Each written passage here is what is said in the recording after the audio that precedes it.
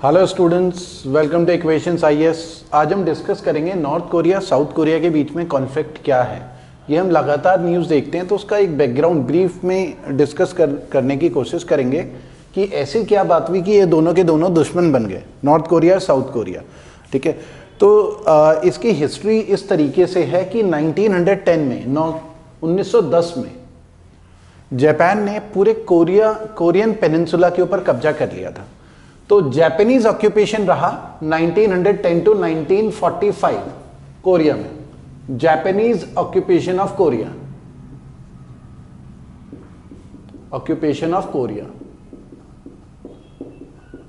क्योंकि एक हमारा पहले का भी वीडियो है जिसमें हमने ब्रीफ हिस्ट्री ऑफ जापान करा था, आप हमारे चैनल में सर्च करके देख सकते हैं। उसमें हमने ये डिस्कस करा था कि जब जापान में इंडस्ट्रियल रिवॉल्यूशन हुआ तो इंपीरियल जापान का राइज होने स्टार्ट हुआ। जापान अलग अलग आसपास के टेरिटरीज के ऊपर कब्जा करने लगा और उन्हें इकोनॉमिकली एक्सप्लॉइट करने लगा। तो सबसे स्टार्टिंग में अगर हम बात करें तो 1910 में कोरियन पेनिनसुला के ऊपर जापान ने पूरा कब्जा कर लिया था, अपना कंट्रोल लेकर आ गए थे। और उससे पहले जापान ने रशिया को भी हराया था और चाइना को भी हराया था वॉर में। दो बड़ी बड़ी पावर्स को, बड़ी बड़ी कंट्रीज को जापान हरा चुका था। तो 1910 तक जापान एक पावरफुल कंट्री था एशिया में, ठीक है, और ये एक्सेप्ट कर चुकी थी दुनिया की ज्यादातर कंट्रीज।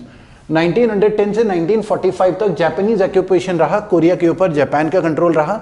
लेकिन वर्ल्ड वॉर 2 जो कि हुई थी 1939 से 45, और वर्ल्ड वॉर 2 में हमें पता है कि जापान वॉर हार गया था। यूएस ने हिरोशिमा नागासाकी के ऊपर एटॉमिक बॉम्ब गिराए थे और उसके बाद जापान ने सरेंडर कर दिया था। तो जापान वर्ल्ड वॉर 2 में एक लूजर था। तो जापान ने 1945 में कोरिया को खाली कर लिया। अब जो विनर कंट्रीज थी उन्होंने ये डिसाइड करा, येल्टा कॉन्फ्रेंस हुई थी, येल्टा एक जगह है क्रीमिया में, येल्टा कॉन्फ्रेंस, मतलब एक वैक्यूम हो चुका था कोरिया में, क्योंकि जापान तो खाली करके जा चुका था हिरोशिमा नागासाकी में एटॉमिक बॉम्ब गिरने के बाद। ठीक है, तो येल्टा कॉन्फ्रेंस 1945 में हुई। वर्ल्ड वॉर 2 जब एंड हुआ उसके बाद ये क्रीमिया में एक जगह है, वहां पर 4 बड़ी पावर्स चाइना को छोड़कर, खासकर यूएस हो गया, यूके हो गया, चाइना हो गया, यूएस, यूके, चाइना, यूएसएसआर, इन चारों ने ये डिसाइड करा कि अब कोरिया को हम टुकड़ों में बांट देते हैं, 4 हिस्सों में बांट देते हैं। जैसे येल्टा कॉन्फ्रेंस में उन्होंने जर्मनी को 4 टुकड़ों में बांटा था। ठीक है, लेकिन हुआ क्या, यूएसएसआर एग्रेसिव रहा, उसने आधे कोरिया के ऊपर अपना कब्जा कर लिया। ठीक है, तो उसने आधे कोरिया के ऊपर लगभग कब्जा कर लिया था। तो कोरिया 2 हिस्सों में बट गया था 1948 तक। अगर हम इस तरीके से मैप अगर बनाएं,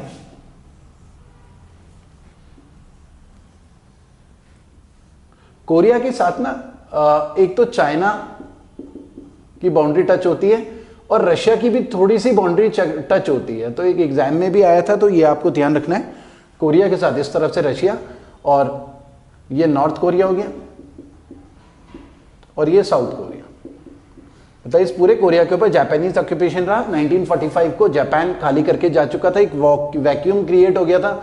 और ये वर्ल्ड वॉर 2 के जो विनर्स थे उन्होंने ये डिसाइड करा कि ये चारों के चारों कोरिया को अलग अलग हिस्सों में बांट लेते हैं। फिर कोरिया में डेमोक्रेसी वगैरह, अलग अलग डेमोक्रेसी इंस्टीट्यूशंस वगैरह स्टैब्लिश होंगे। फिर कोरियंस को ही कंट्री हैंडओवर करके चले जाएंगे, ऐसा कुछ था। लेकिन यूएसएसआर ने क्या करा, कोरिया के ऊपर अटैक करके, नॉर्थ कोरिया के ऊपर अटैक करके ये वाला हिस्सा ऑक्यूपाई कर लिया, अपने कब्जे में ले लिया।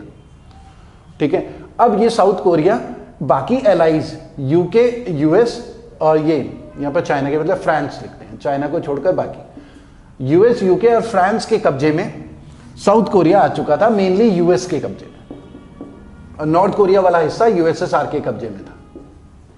ठीक है, तो 1948 की सिचुएशन ये थी।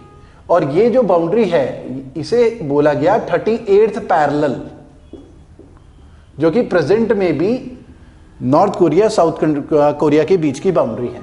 ठीक है, अब कई बार कोशिश की गई कि दोनों को यूनाइट किया जाए, लेकिन हुआ क्या था कि सेकेंड वर्ल्ड वॉर के बाद यूएसएसआर और यूएस के बीच में कोल्ड वॉर स्टार्ट हो गया था, जिस वजह से इनके यूनिफिकेशन के चांसेस अपने आप ही रिड्यूस हो जाते हैं। 1950 में नॉर्थ कोरिया ने साउथ कोरिया के ऊपर अटैक भी करा, लेकिन अमेरिकन फोर्सेस साउथ कोरिया को बचाने के लिए आई थी 1951 में। और 1953 में यूनाइटेड नेशन ने इंटरफेयर करके एक पीस ट्रीटी ब्रोकर करी उनके बीच में, ठीक है, जिसे हम आर्मिस्टिस एग्रीमेंट बोलते हैं, Korean armistice agreement, Korean armistice agreement. Korean armistice agreement का मतलब है एक सीज फायर टाइप का होगा, दोनों तरफ में से कोई भी एग्रेसिव नहीं रहेगा, ठीक है। तो ओवरऑल हमें समझ में आया कि स्टार्टिंग में इनिशियली 1910 से 1945 जापानीज ऑक्यूपेशन रहा कोरिया का।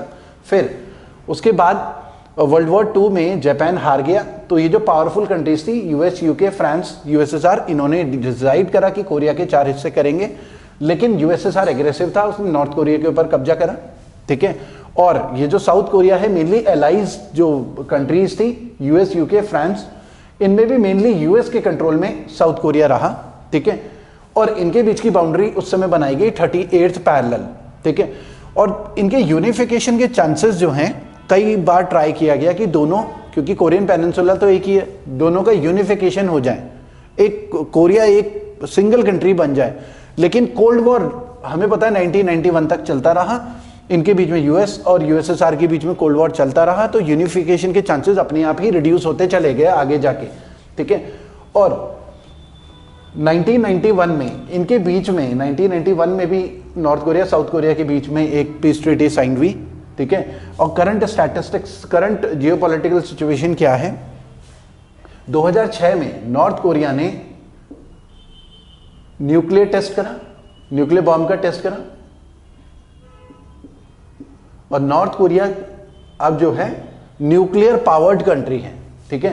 तो और अभी हम देखते हैं प्रेजेंट में तो साउथ कोरिया जो है ये कैपिटलिस्ट टाइप की कंट्री है, कैपिटलिस्ट, क्योंकि ये एलाइज के कंट्रोल में रहा, तो यहां पर जो है ग्रोथ अपॉर्चुनिटी या जीडीपी काफी अच्छी तेजी से ग्रो हुआ। जबकि ये नॉर्थ कोरिया ज्यादातर कम्युनिज्म के कंट्रोल में रहा, तो यहां पर इंडस्ट्रियल रिवोल्यूशन इतनी तेजी से नहीं हो पाया, उसकी ग्रोथ काफी कम रही नॉर्थ कोरिया की, तो ये काफी कम डेवलप है। जबकि साउथ कोरिया टेक्नोलॉजी के मामले में, इंफ्रास्ट्रक्चर के मामले में, कई चीजों के मामले में काफी आगे निकल गया, ठीक है। उसके बाद जब ये न्यूक्लियर बॉम्ब टेस्ट करा नॉर्थ कोरिया ने, तो एक थ्रेट थी साउथ कोरिया के लिए कि कहीं ऐसा ना हो कि नॉर्थ कोरिया में आपने सुना होगा वहां के किंग है किम जोंग उन, ठीक है। तो उनके बारे में कई न्यूज आती है कि भाई एक उनके मिनिस्टर ने जमाई ले ली थी, तो जमाई लेने पर मिनिस्टर को तोप से बांध के उड़ा दिया किंग जोंग उन ने, ठीक है। तो एक डिक्टेटरशिप है वहां पर नॉर्थ कोरिया में, और उसको सपोर्ट किसका है, चाइना का, ठीक है। तो हुआ क्या, क्योंकि एक थ्रेट है साउथ कोरिया के लिए हमेशा, और यूएस साउथ कोरिया को सपोर्ट करता है, तो यूएस ने यहां पर ना थार्ड भी इंस्टॉल किया था, third terminal high altitude area defence, terminal high altitude area defence. ये क्या चीज है थर्ड, ये एंटी मिसाइल डिफेंस सिस्टम है कि अगर नॉर्थ कोरिया की तरफ से कोई भी मिसाइल अटैक होता है साउथ कोरिया की तरफ, तो ये थर्ड सिस्टम उसको ट्रैक कर लेगा, और फिर एक मिसाइल जाएगी जो कि एनिमी मिसाइल को एनिमी एयर स्पेस में ही खत्म कर देगी। मतलब ये डिफेंस सिस्टम है, कोई भी मिसाइल अटैक होता है तो यहाँ के रडार उसे ट्रैक कर लेंगे, और फिर यहां से भी एक मिसाइल जाएगी, या दोनों मिसाइल टकरा के एनिमी एयर स्पेस में उस मिसाइल को खत्म कर दिया जाएगा। मतलब ये डिफेंस टेक्निक है, ये अटैक के लिए नहीं है कि कोई हमारे ऊपर अटैक करे। तो यूएस ने वो भी यहां पर इंस्टॉल किया हुआ है, और जब यूएस ने ये इंस्टॉल किया था उसके बाद नॉर्थ कोरिया और चाइना काफी नाराज हो गए थे यूएस से कि आप हमारे मामलों में क्यों इंटरफेयर कर रहे हो।